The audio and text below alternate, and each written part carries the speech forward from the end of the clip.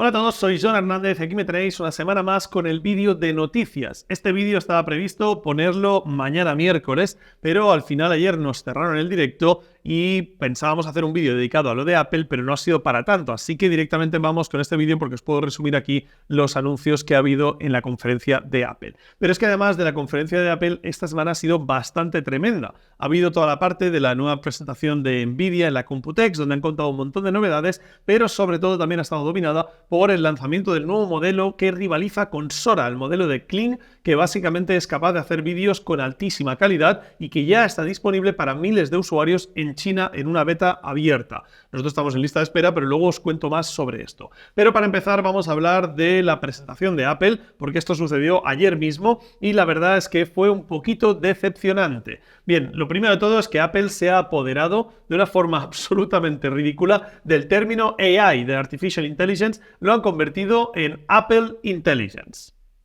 Sí, como lo oís, es ridículo, pero Apple, después de estar meses y meses, prácticamente todo el último año, repudiando la palabra AI, repudiando decirla en sus conferencias y hablando de Machine Learning y cosas así, buscando sinónimos súper raros para poder referirse a inteligencia artificial, finalmente ha intentado apoderarse de la palabra, hacer que se llame a partir de ahora Apple Intelligence e intentar pasar al futuro como los inventores de la inteligencia artificial con el Apple Intelligence. La verdad es que es de traca, pero en fin y al cabo, más allá de la coña de esto, porque el evento tuvo momentos de vídeo tirándose de un avión y cosas súper raras, que la verdad no entendí mucho la presentación de Apple, la realidad es que presentaron un montón de funciones que quieren o pretenden hacer. Lo que pasa es que la sensación es que esperábamos mucho más, quizá esperábamos demasiado. La realidad es que de momento lo que han hecho es integrar la inteligencia artificial en diferentes procesos. Por ejemplo, podemos simplificar notificaciones. Cuando te lleguen notificaciones, el orden de las mismas, gracias a la inteligencia artificial que de forma local correrá en el dispositivo, te irán organizando de forma que te va a poner las más importantes al principio y las menos relevantes al final. Además de esto, también tendremos LLMs en todas las aplicaciones de escritura, desde el email hasta las notas, en todos lados, para poder componer gracias a esos modelos de lenguaje las notas que queramos, es decir, como si tuviésemos ChatGPT de forma integrada nativamente en iOS. Eso también nos va a permitir, dentro de esos modelos, crear incluso imágenes de forma artificial, con inteligencia artificial, para pues mandar en mensajes, hacer iconos y este tipo de cosas. Un modelo de difusión sencillito que nos permitirá hacer estas cosas. La verdad es que han hablado mucho de cómo todos estos modelos van a correr de forma local en los dispositivos, tanto en los ordenadores como en los iPads como en los iPhones, y con lo cual eso quiere decir que deberían ser capaces de correr estos modelos, y eso justifica, por ejemplo, ponerle un M4 a un iPad, pero la realidad es que habrá cosas que necesitarán de la nube, y ahí es donde ellos han dicho que van a tener una nube con privacidad, una nube de private computing que nos va a permitir utilizar un modelo de inteligencia artificial más potente del que podamos tener en el dispositivo, pero manteniendo la privacidad.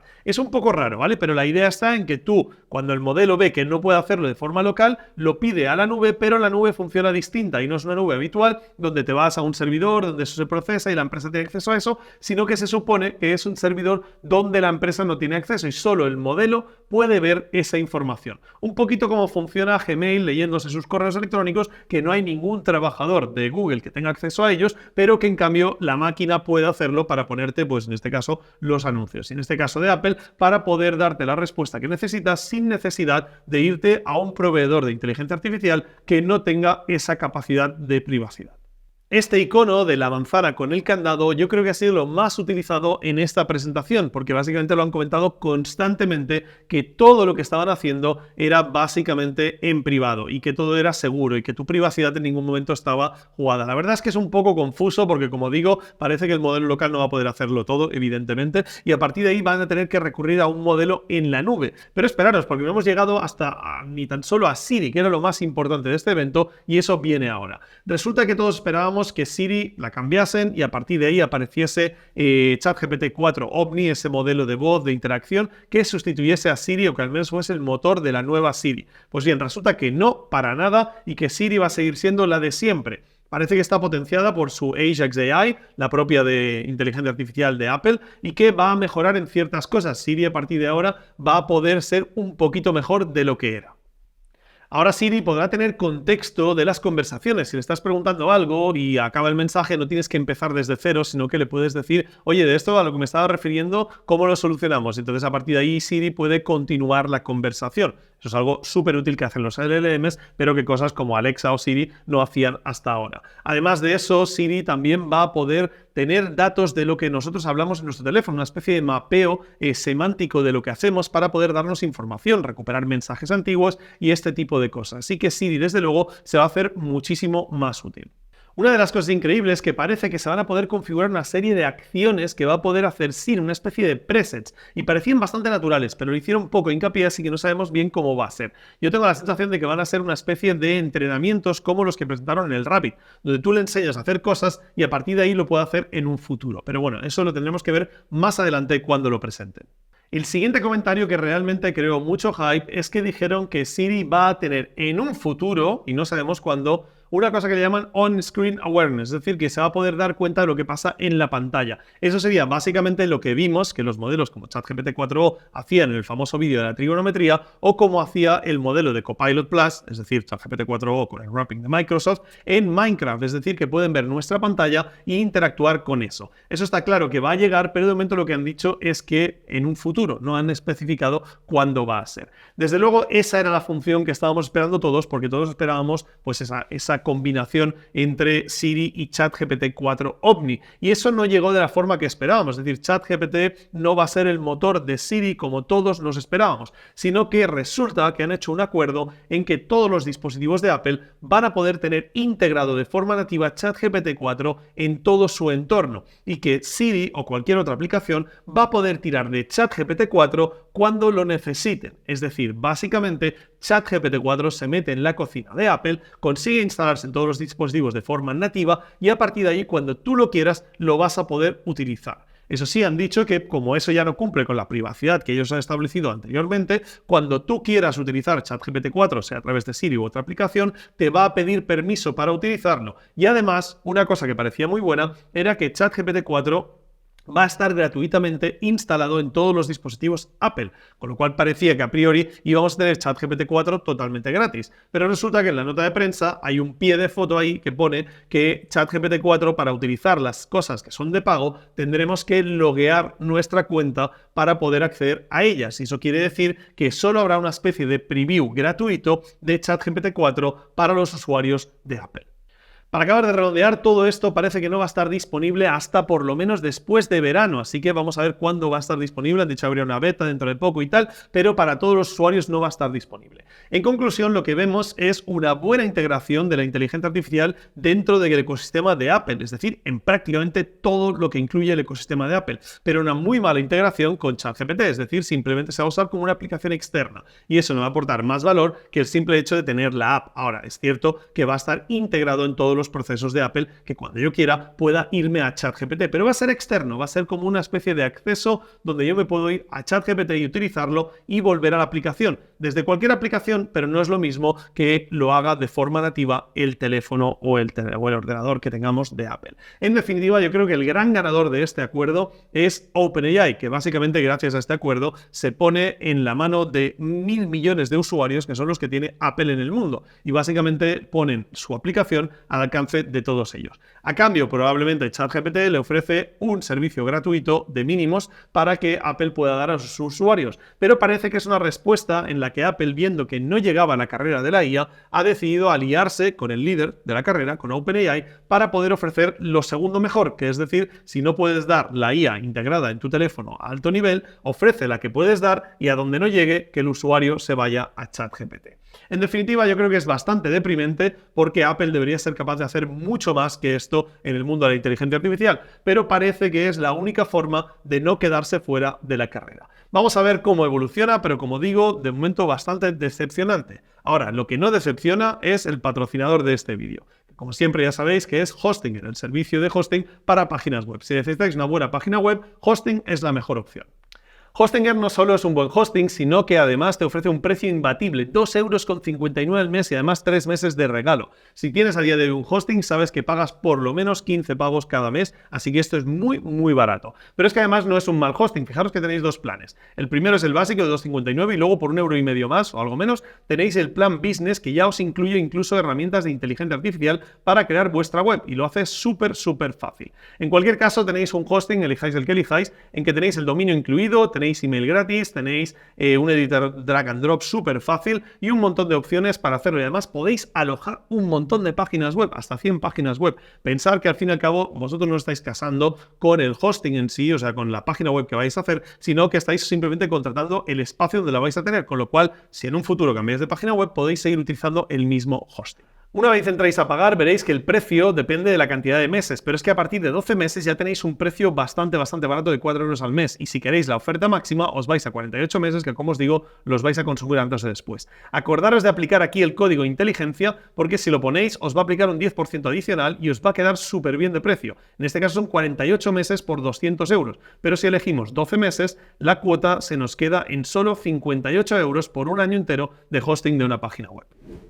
Una vez tengáis la página creada, esta es una que creé con inteligencia artificial súper rápido y súper fácil, podéis moverlo todo con drag and drop donde queráis y encima podéis ver cómo se ve en el teléfono móvil para ver cómo va a quedar el responsive, que siempre es un dolor de cabeza, y Hostinger nos lo hace de forma automática. Tenéis un montón de herramientas con IA si habéis comprado el plan de 3,99, en el que tenéis, por ejemplo, generador de páginas con IA, generador de secciones, generador de blogs, y podéis utilizarlo de una forma súper sencilla, incluso un escritor para escribir todos esos artículos de inbound marketing que os ayuden muchísimo a crear vuestra página web. En definitiva, es una buena web, fácil, podéis meterle e-commerce y lo que queráis, y si necesitáis una web no se me ocurre mejor opción. La última opción que han añadido, que es súper interesante, es este chatbot en el que básicamente está entrenado en saber cómo usar Hostinger, con lo cual le puedes preguntar cómo hacer algo y te va a indicar cómo hacerlo a través de un LLM y te puede guiar cómo hacer lo que necesites dentro de tu página web.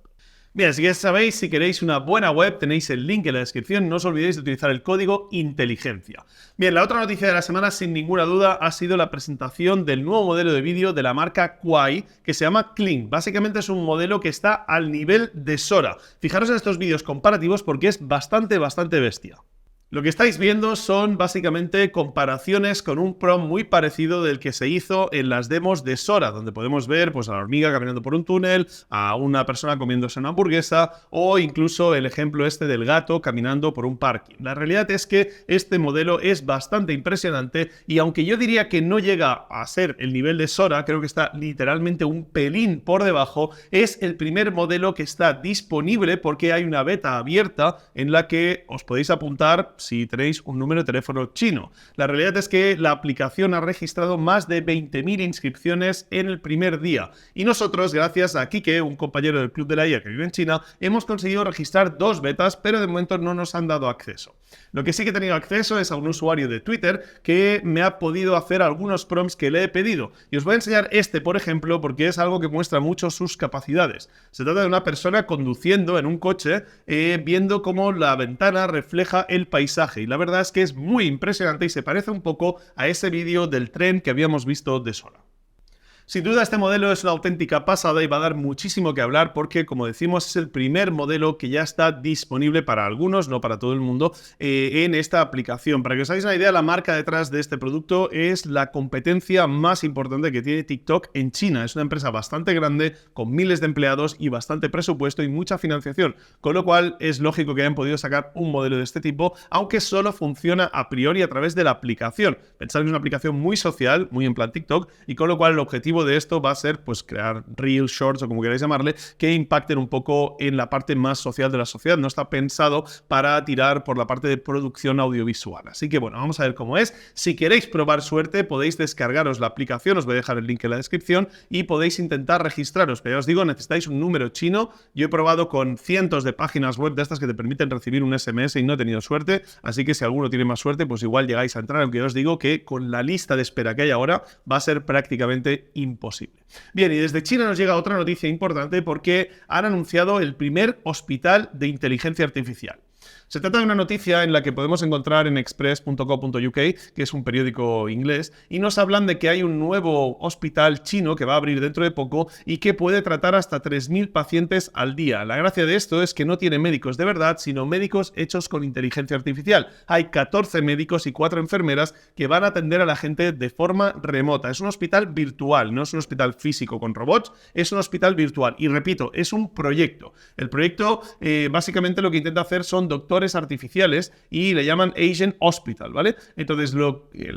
el objetivo de esto principalmente es que estos agentes de momento entrenen a otros doctores humanos para hacer la parte pues, de cómo es un hospital en el día a día, etcétera, y les sirva como de entrenamiento de práctica antes de irse a trabajar a hospitales de verdad. Pero a corto plazo han dicho ya que después de verano probablemente lo pongan a disponibilidad de otros hospitales para que complementen a su fuerza humana, reduciendo así la cantidad de pacientes que tiene que tratar de una forma más sencilla la mayoría de médicos humanos y pudiendo centrarles en cosas un poco más complejas. La realidad es que esto lo vamos a ver cada vez más porque no paramos de ver avatares digitales y luego os hablaré de lo que ha presentado Nvidia.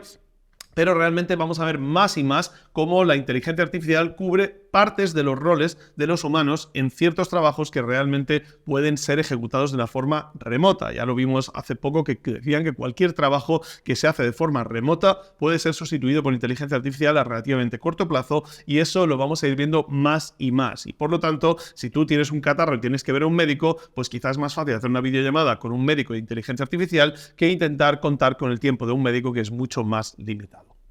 La semana ha estado, como os digo, muy movida y también teníamos la Computex. En la Computex Nvidia vino con todo y enseñó nuevas presentaciones de cosas bastante interesantes. Jensen Huang no se guarda nada y va bastante fuerte, ahora veréis. Lo primero, lo que os decía antes con el tema de los médicos, los humanos digitales, así le llama Nvidia a la parte de avatares digitales y ellos lo que hacen es, de nuevo, los picos y palas para esto. Lo que hacen es la infraestructura para que las empresas puedan crearlos. De hecho, el mismo Jensen Huang se había hecho un avatar digital con Synthesia para hacer la presentación de este bloque y estuvo hablando ahí en una esquinita su avatar digital con una voz absolutamente natural y una calidad bastante óptima. Su objetivo es poner esto en todos lados, atención al cliente, como decíamos, pues quizá en esos hospitales digitales, pero también en los videojuegos, así que vamos a ver más y más de estos humanos digitales que además Nvidia primero los enseñaba de una forma como muy gamificada, con mucho Uncanny Valley, donde se ve que no son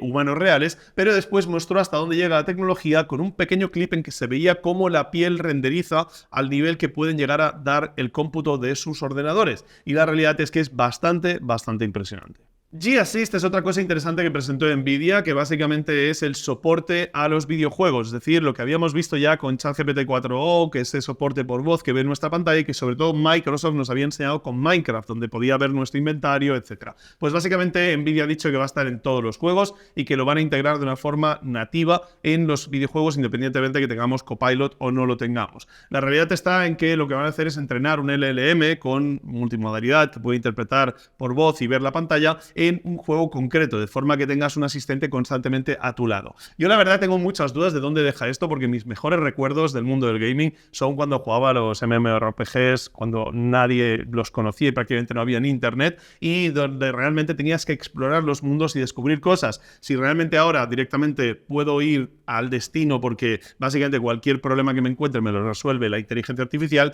no sé cuán divertido va a ser jugar, pero la realidad es que hoy en día esto ya se está haciendo utilizando guías online, con lo cual tampoco cambia mucho y nos ahorra tiempo teniendo que salir del juego para ir a buscar eso, y con lo cual la experiencia puede ser un poco más inmersiva. En cualquier caso, no sabemos muy bien por dónde saldrá esto y cómo quedarán los juegos, pero entiendo que los juegos se tendrán que adaptar a esta nueva tecnología, porque si no, muchos de ellos no tendrán ningún sentido. Jensen Huang presentó también Robin, la nueva infraestructura de inteligencia artificial. Y diréis, pero John, si hace apenas un mes me contaste que habían presentado Blackwell, que era una barbaridad, 30 veces superior a Hopper, que es la que hemos utilizado para entrenar, por ejemplo, a Sora o a ChatGPT 4. Pues sí, pues este hombre no tiene freno y estando en la cabeza absoluta de los chips en el mundo, encima ha enseñado lo que van a tener disponible para 2026, es decir, para dentro de prácticamente año y medio.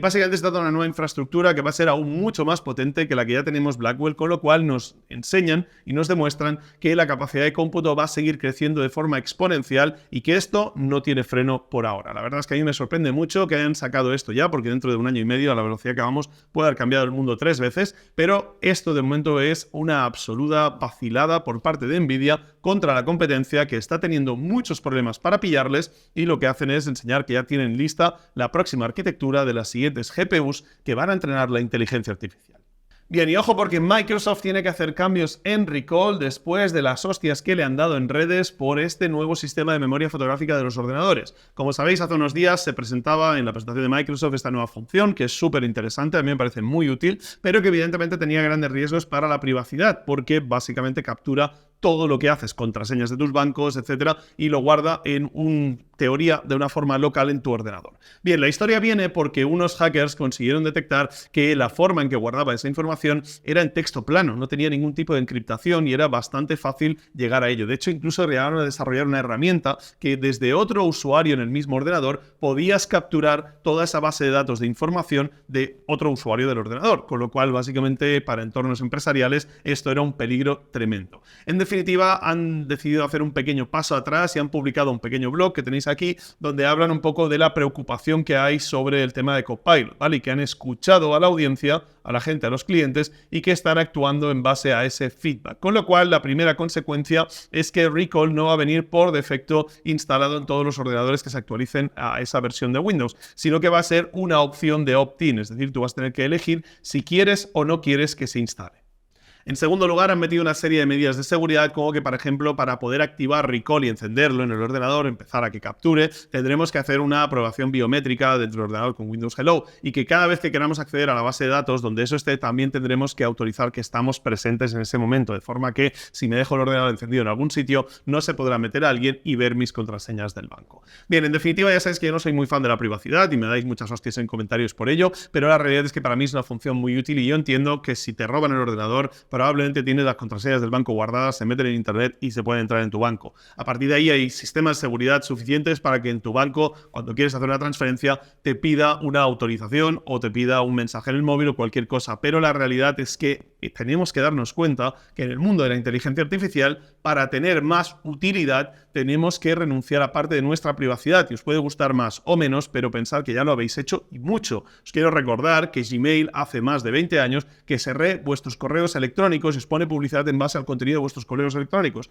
Y no se lo lee una persona de Gmail, se lo lee un ordenador que no hace nada con esa información y no pasa nada. Además, también habéis renunciado prácticamente a toda vuestra privacidad con la mayoría de aplicaciones que instaláis en los móviles. Así que no nos pongamos muy monjitas todos, porque realmente Recall no hace nada que no estén haciendo otros aplicativos. Es cierto que si no lo queréis, lo podéis desactivar. Esto existía desde el principio. A diferencia de ello, ahora os vendrá no instalado por defecto y tendréis que pedir que os lo meta si queréis ejecutarlo. Repito, en el mundo de la inteligencia artificial, sobre todo en los LLMs que se van a personalizar a nuestros gustos, va a ser súper importante que puedan tener esa información. Y si no pueden acceder a los datos privados nuestros, no funcionarán tan bien. Con lo cual tendréis que elegir entre privacidad y utilidad, y ahí ya lo dejo en manos de cada uno. Yo lo que preferiría es que desde, por ejemplo, Europa, no se me limite la utilidad porque me quieran proteger mi privacidad. Dejadme elegir a mí si quiero ceder esa privacidad o si quiero no cederla y así perder cierta parte de la utilidad, pero que no me venga impuesto.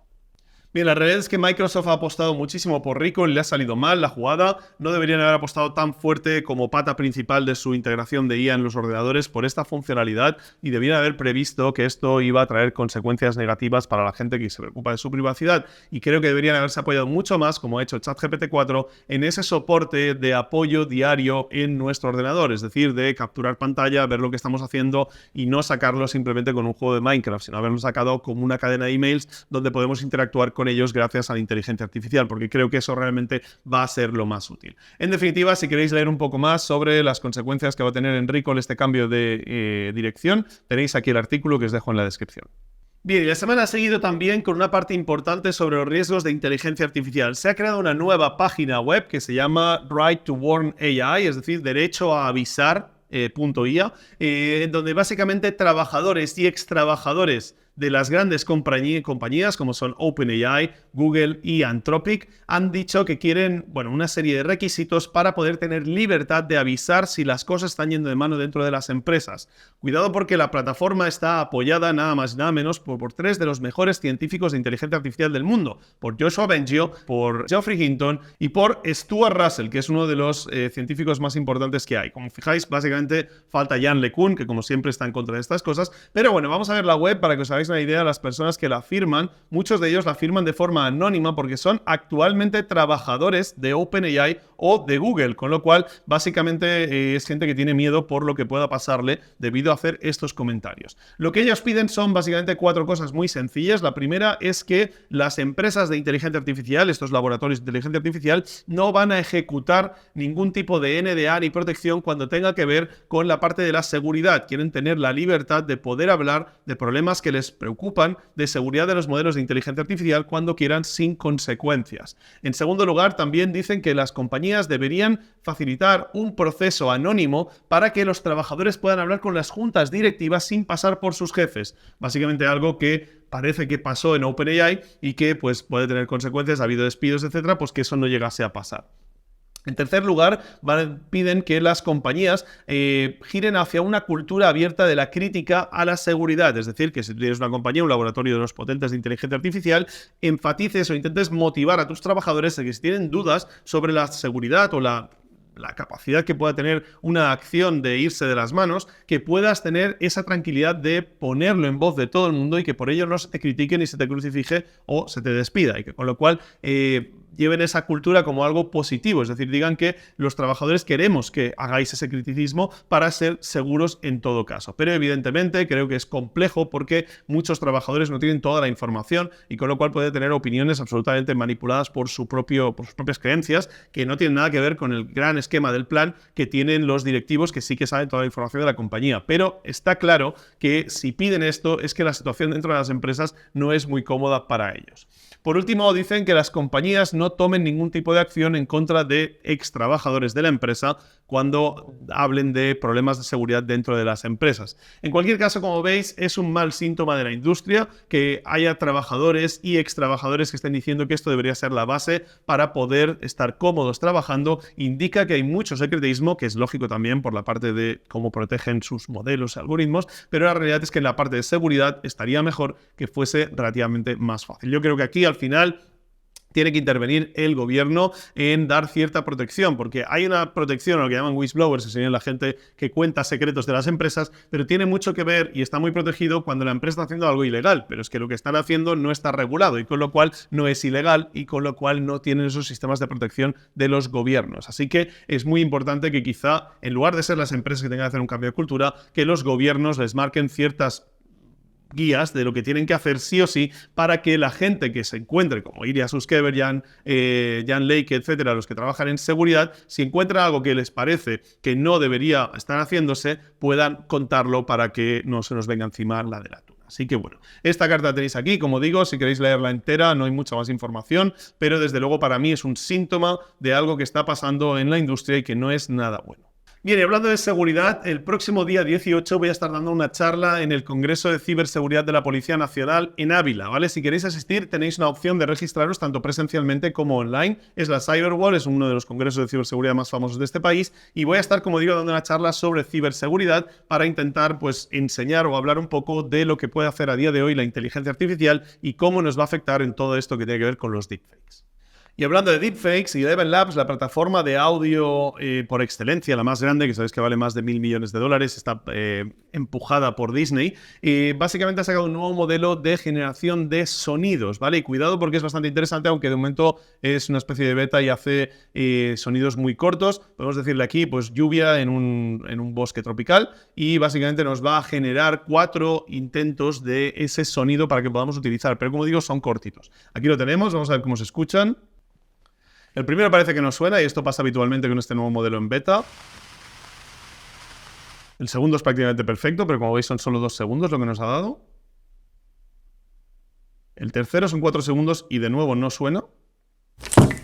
Parece un golpe, no sé lo que es, pero tampoco no parece lluvia. En cualquier caso, como veis, de las 4 generaciones, solo una ha sido útil y es lo que me estoy encontrando habitualmente con este modelo. De momento sirve de muy poco porque cuando yo quiero un audio de fondo, por ejemplo, necesito mucho más de 2 o 3 segundos, con lo cual no me está sirviendo demasiado. Pero la realidad es que ya estamos viendo cómo Eleven Labs se mete en esto después de haberse metido en la generación de audio mediante texto, es la mejor plataforma para ello, pero también cómo se ha metido también en la parte del doblaje, tanto de libros o audiolibros, como por ejemplo el doblaje de vídeos, permitiéndonos hacer una edición muy sencilla, que cada vez que en un vídeo de noticias veis un clip de alguien hablando otro idioma es porque lo hemos hecho con Eleven Labs. Yo creo que Eleven Labs está intentando empujar a meter más y más funciones porque se ve que dentro de muy poquito ChatGPT va a tener la opción de generar voces y ahí vamos a ver ese modelo que anunció OpenAI, que ya tienen disponible y que han enseñado en algunas presentaciones y que probablemente le va a pegar un bocado importante a la cantidad de trabajo que está generando Eleven Labs. Eleven Labs se ha convertido en una plataforma muy útil, tiene funciones de edición, proofreading, etcétera, para cambiar las traducciones y con lo cual no para todo nos va a servir ChatGPT 4, pero desde luego para hacer voces así, mandar mensajes relativamente cortos en voz o locutar ciertos textos para una web, Eleven Labs va a perder el mercado contra ChatGPT muy pronto. Mira, otro día una charla interesante organizada por Berluden Institute, que es un instituto que intenta ver ideas para cambiar el mundo y tiene una productora propia y dentro de esa productora se montó este evento. Bien, en una de las charlas que hubo estaba Kevin Scott, el CTO de Microsoft, y volvieron a hablar de GPT-5. Y en este caso él dijo que si comparamos que GPT 3.5 era una persona de infantil, un niño de infantil en cuanto a calidad o inteligencia, y que GPT-4 pasó a ser como un chaval de instituto, nos podíamos encontrar que GPT-5 iba a rendir como un estudiante de doctorado, así que el salto va a ser bastante bestia, quizá no tan bestia como 3.5 a 4, pero desde luego en línea con lo que ellos habían mostrado en sus gráficas, que va a haber un salto de razonamiento increíble y os podéis imaginar lo que supone que suba la marea para todo el mundo de forma democrática, en que todo el mundo tenga acceso a un modelo que tenga un nivel de una persona de un doctorado en cada campo. Básicamente eso sería ser como los mejores humanos en cada uno de los campos. Así que vamos a ver cuando salga GPT-5, yo sigo pensando que esto va a ser en noviembre, vamos a ver si nos sorprenden antes, pero probablemente vamos a ver incrementos parciales durante estos meses hasta llegar a noviembre con el lanzamiento final de GPT-5. Hubo otro vídeo interesante donde vemos a Ashton Kutcher hablar de cómo Sora genera vídeos de 15 segundos en 5 minutos. Ashton tiene acceso a una beta de Sora y siendo una persona del mundo audiovisual, porque es actor pero además tiene una productora, está contando cómo Sora puede producir vídeos que serían perfectamente utilizables, y lo dije literalmente, perfectamente utilizables en una serie de televisión o una producción de cine. Así que básicamente podríamos ver cómo los modelos como Sora o Kling, el modelo chino que hemos visto, podría empezar a impactar a la industria de una forma muy radical, sustituyendo ciertos planos, donde pueda ser muy complicado a nivel de producción hacer un plano de un tipo caminando por la luna y lo podamos hacer directamente dentro de esos modelos. Pensar que esos modelos a día de hoy aún tienen fallos, pero como evoluciona una pequeña generación más y tienen los saltos que están dando pues las IAs de imagen como Midjourney o Stable Diffusion, vamos a ver una diferencia increíble en la calidad de los modelos, serán prácticamente perfectos dentro de muy poquito tiempo. Bien, vamos a parte legislativa. No sé si sabéis que California está intentando aprobar una ley contra la inteligencia artificial. Y digo contra porque la mayoría de gente que trabaja en IA dice que va en contra de ellos. La realidad es que esta ley está siendo bastante agresiva y lo que a mí más me preocupa es que no sé si se está legislando con conocimiento de causa o no. Realmente parece que se está legislando sin tener muy claro los impactos de la IA. Ha pasado en Europa y parece que está pasando en otros sitios. Pero la ley es bastante bestia y teniendo en cuenta que es en California puede tener un impacto importante, ¿vale? Esta ley básicamente está intentando apuntar a unos puntos relevantes, a 3. El primero es que van a crear una nueva división de modelos punteros en los que básicamente van a crear un equipo de trabajo que se va a dedicar a ver si esos modelos tienen problemas de seguridad o no y a limitarlos en cualquier caso. Hasta aquí todo bien. La diferencia está en que en California parece que esto se va a pagar con impuestos sacados de las empresas de IA, porque parece que no tienen dinero para pagarlo ellos por sí mismos, pues que lo van a hacer a través de un impuesto directo a las empresas de inteligencia artificial, lo cual no va a sentar muy bien. Pero bien, en segundo lugar, los modelos van a estar muy vigilados a partir de cierto tamaño, y eso quiere decir que a partir de 10 a la 26 floating points o flops,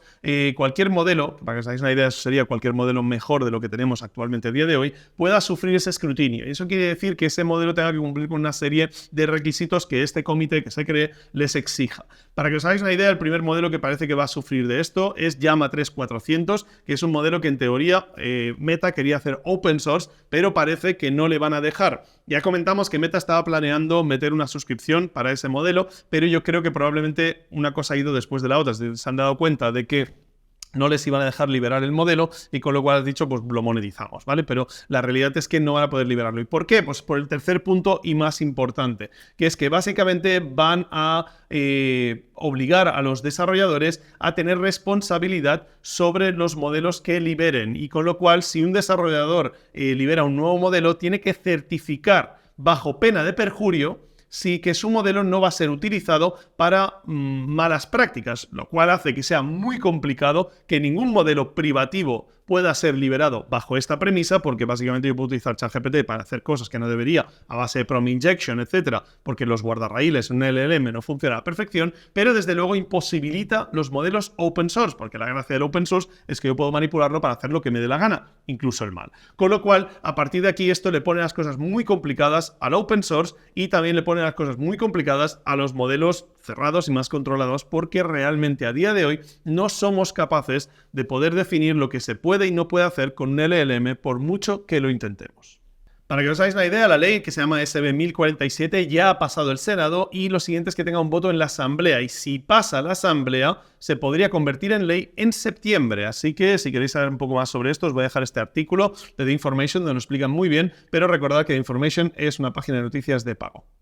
Bien, esta semana en el audiovisual hemos tenido más cosas, bastantes más cosas, además de la parte del modelo de vídeo, pero el modelo de vídeo chino se ha llevado todo el protagonismo. Realmente una de las que es más interesante se trata de Hyper, que presentan una función en la que podemos pasar con una foto inicial y una foto final a generar todo el movimiento intermedio. Esto es algo que vamos a ir viendo más. Ha salido también una historia que se llama Tooncrafter, que hace algo parecido, etcétera, pero básicamente de momento nos genera vídeos muy cortitos, 5 o 8 segundos en este caso en el de Hyper, y la verdad es que puede ser una cosa muy interesante porque nos permite, como digo, tener más control de hacia dónde va la acción a base de poner la imagen final. Lo que pasa es que nos sirve de mucho si no somos capaces de crear personajes consistentes en la pose inicial y la pose final. Así que tenemos que trabajar esa parte más aún, que aún no es perfecta en los modelos de inteligencia artificial que tenemos y que creo que probablemente el hecho de poder hacer modelos consistentes va a hacer que sea un cambio radical en la producción audiovisual y va a abrir muchos más campos de posibilidades para utilizar este tipo de modelos, sobre todo esos de vídeo que hemos visto como Sora o Kling.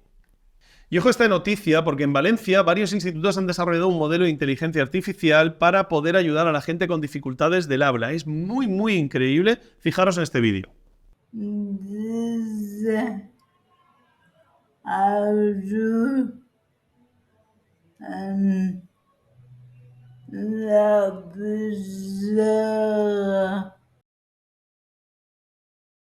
Desde aquí felicitar a estos institutos porque realmente va a cambiar la vida de mucha gente esa herramienta para que toda esa gente que prácticamente tiene muchas dificultades para poder comunicarse pueda hacerlo de una forma mucho más fluida. Es increíble las cosas que puede conseguir la inteligencia artificial. Y para acabar, hoy os voy a dejar con una noticia increíble también que publican en The Guardian y es que básicamente se ha utilizado la inteligencia artificial para descubrir nuevos antibióticos y es uno de los descubrimientos más importantes de la historia en los antibióticos. Es absolutamente brutal porque pensar que cada año mueren más de 1 millón de personas por falta de antibióticos y la WHO, el World Health Organization, ha predicho que para 2050 eso podría llegar a más de 10 millones de muertes al año por no tener antibióticos adecuados. Nos estamos quedando sin antibióticos porque nuestros cuerpos se están habituando a los que tomamos y ya no hacen efecto. Pues bien, la inteligencia artificial, según el jefe del estudio, ha conseguido lo más bestia que se ha conseguido en antibióticos en la historia y realmente puede ayudar muchísimo y haber hecho esto de forma humana hubiese llevado muchos